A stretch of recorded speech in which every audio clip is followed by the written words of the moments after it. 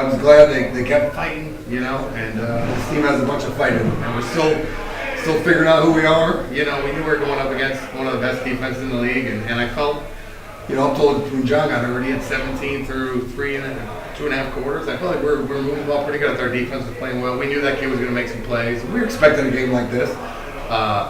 And it didn't disappoint. Unfortunately, John got banged up there, and I thought Reese came in and did a good job. He used his feet. He was efficient, and it's hard for a true freshman to come in that situation. And I was proud of the way they fought. We had a lot to fix, but they kept fighting. We talked about during the week is the Eastern Michigan, Western Michigan games always come down to the fourth quarter. And when you played back in the day, and obviously another situation, I thought in the fourth quarter, I thought Jarvion Franken really took over again in the fourth quarter and got one of the game balls today at the end of the game. Yeah, bottom line is he is now the all-time leading rusher in the history of Western Michigan football, which is an unbelievable. He's also the all-time leading touchdown scorer. He just broke Robert Sanford's record on the rushing side, and Corey Davis, which is, wow. I mean, that's an unbelievable feat. More importantly, we won, and that's all we talk about. The old line, I mean, they were big up front. They were strong up front. We knew that we had to keep running it. We'd wear them down. We actually threw it a lot more early for that reason. And then we started leaning on the run game more, and that was kind of by design. And I expected the run game to be better later, and it was, Kind of coming to the defense too late in the game. Obviously, they did a great job holding Eastern Michigan, pretty high-powered offense, only 17 points. And again, that overtime situation, they get down. You think that penalty on the personal foul, 2 penalties, one on the pass interference and one on the face mask. And they first down play, they're down on the 2-yard line and thinking, oh, here we go, they scored a touchdown, game over, and defense came up huge on a couple big plays, and then got to put some pressure on the field goal kicker and missed it to the right, and Broncos win the game.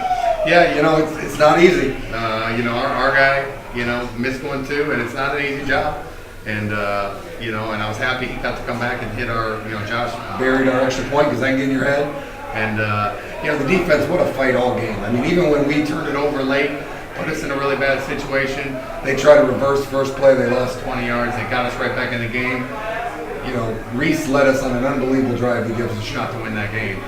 Running, Donnie made a couple unbelievable plays. We're relying on our seniors, and letting the young guys develop.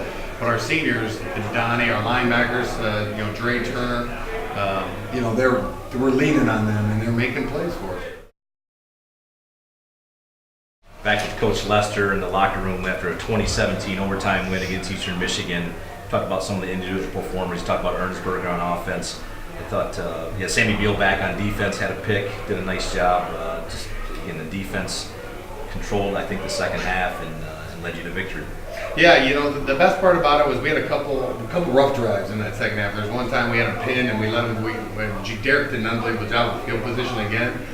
And they drove like 94 yards, and the guys looked at each other, they regrouped, and we kept going. Our big thing this week was just to continue to play and continue to swing and fight, because I felt like last week, things went bad in the first quarter. We really didn't get the momentum back to the fourth quarter. This one, the momentum switched almost every minute. It was on a different sideline, and I wanted to be able to continue to fight to steal the momentum back. And man, and the defense did that, the offense did that, the special teams did that.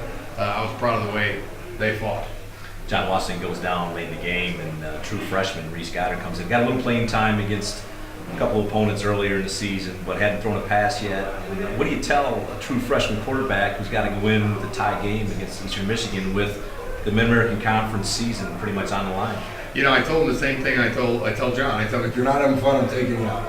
And that was the only thing I said to him. And then once I knew John fell on his shoulder, and I don't know much about it. I just knew he wasn't coming back today.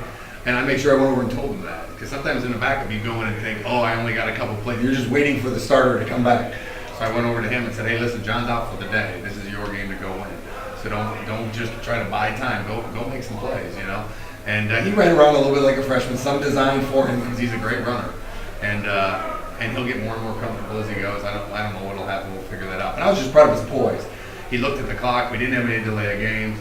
He knew how to run the offense. Coach Johnson's done a great job with him, and I'm proud of him staying calm and helping us win this game. In that offensive line, I thought D-line did a great job. Line of scrimmage was pretty good.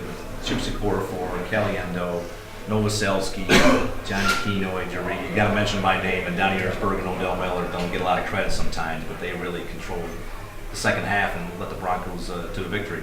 That's a really good defense out there that we just faced, and we knew it coming in, and we leaned on them, and we didn't move much in the first 2 or 3 drives, and I just kept telling them that they will break down, and they kept fighting it, and those guys, they're going to make us and break us, and Donnie, and our running backs, and we're leaning on them, and we have to develop our passing game. We can't totally be one-sided, but they're definitely going to be the ones that we lean on, and they love it. They look at me in the eye. They're always smiling. They never panic. And they have such a cool aura about the O-line when they come over, and just ultimate competitors, confident, and we're going to need that in games like this. So one half of the Michigan MAC Trophy down with a victory against Eastern Michigan. Broncos have won the Michigan MAC Trophy 3 years in a row. Get about a 10-day rest, a little extra time, start action with a Wednesday night game, and Central Michigan, the Chips come to town. Yeah, they got a spread offense now, a little different than the past. They're really explosive. I haven't got a chance to see them a ton. I've just read about their spread offense. And for us, it's the first time in 2 months that we've had more than 7 to get. 6 days this week. We're going to have 10 days to get our bodies right, lick our wounds, figure out who's healthy and who's not. And shoot, anytime you play the Chips, it's going to be a home game. I don't care what night of the week it is. I know the fans are going to come out and have a chance to win the Michigan MAC Trophy. And for us, it's just another chance to get better because we're not even close to where we should be yet. And it's a process, and our guys know it. And they didn't lose faith today. They just kept playing. And we're going to need that every single game we play. And it's always fun when you have Central next.